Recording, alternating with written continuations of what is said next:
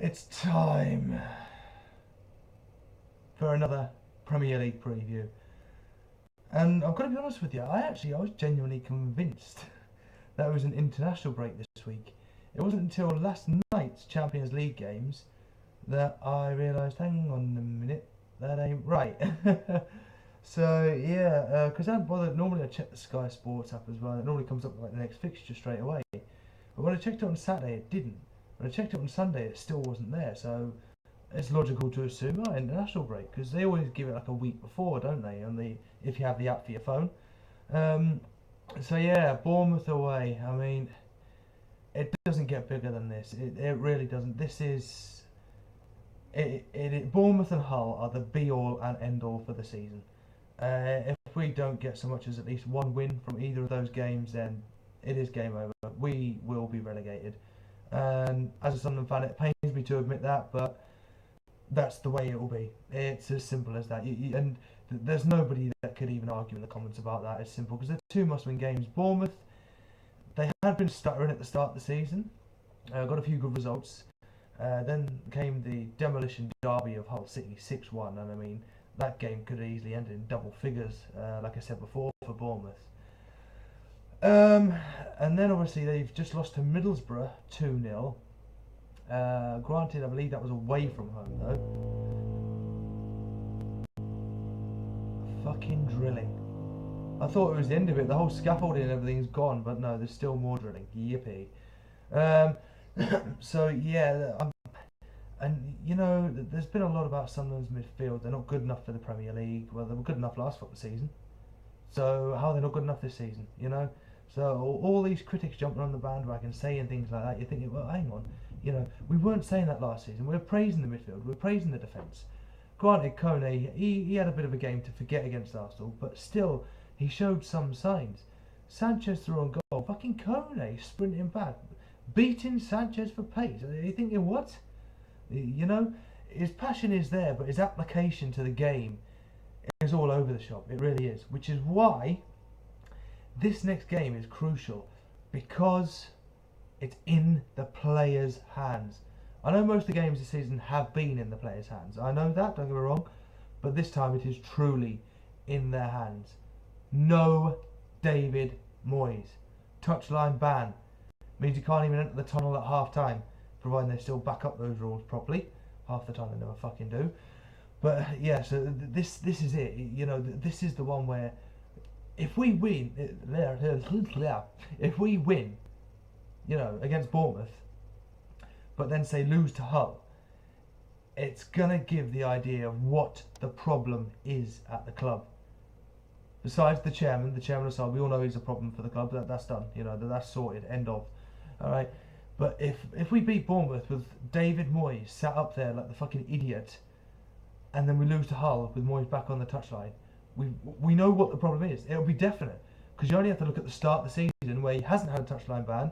He's not on the sidelines against Bournemouth, and then at Hull, if we lost to Hull, there's your problem. There is your problem. You know what I mean? Don't get wrong. We might beat Hull. Who knows?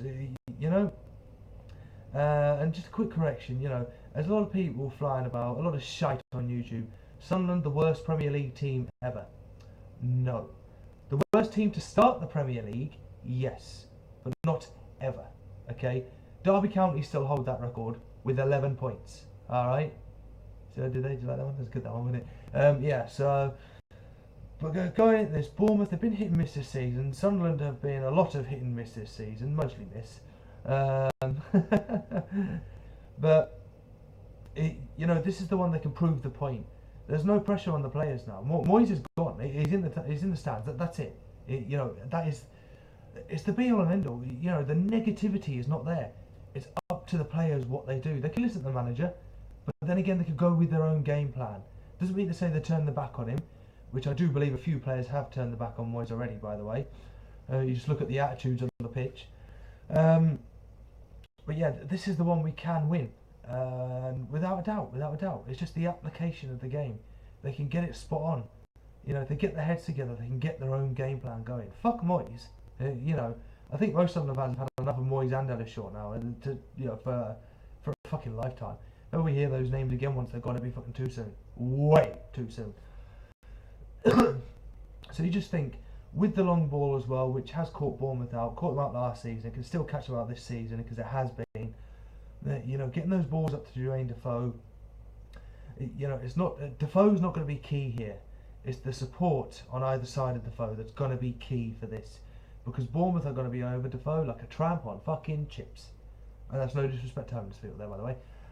Yeah, so it's key. If Defoe can hold up that ball and pick a pass through to someone running on, there's your answer. There's your answer to your problems.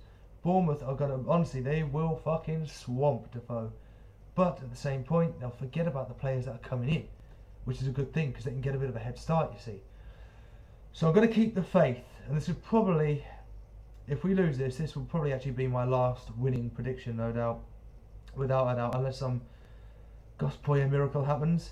This will probably be the last winning prediction. But I can see it. I can see it coming. I can feel it coming as well. And you know, I'm going to say Sunderland can win this 2-0 because there's no pressure on the players from David Moyes. You know, they can drop the attitudes, the humps off their back. He's gone in the stands. They can play their own game. It's kind of like they've all got a free playing role, but providing they stick to what they're paid for: defending, midfielding, attacking. You know. So that's. It's going to be key. It's going to be interesting. The man to watch will be Defoe, maybe for these cheeky layoffs, if I'm right. If Bournemouth do go with the whole sweaty swarm Defoe fucking tactic, which I can see coming. It's going to be an interesting one. 2-0 is my prediction, guys. There you go. It's nailed in. End of. Let me know what your prediction will be below. Let me know what you think the tactics are going to be like. And could someone cope without Moyes? Personally, I think they're going to do a lot better without him. Oh, bloody hell. Bring on Bournemouth. Oh, fucking hell. Why am I saying bring on Bournemouth? Part of me's still dreading it because we are fucking awful this season. We really are. But there's still a smile on my face. We still have hope. It's still early. It's only 10 games. You know, there's still loads of points to be won. Probably by other teams, but... Oh, here we fucking go again, eh? Through the fucking grinder. Gee, alright. Fuck me. Let me know what your prediction will be. Like the video. Subscribe to the channel. I'm losing the fucking plot here, I'm telling you. I really am. And a bit of good news to end the video with a bit of luck, hopefully, double live stream. And I thought, because I did the foot draft in the last live stream on the afternoon. It was awful, it was terrible. The first game was pretty tight, to be honest with you. The last one was horrific. Fucking little bastards, man. I can't stand cocky cunts in FIFA. Don't agree with violence, but that's what they need. But I've thought, if I can get the right formation, I've got a few tricks up my sleeve that I'm going to try. Because it's worked, because I've played one game offline on the divisions, online divisions. And I got a draw from it.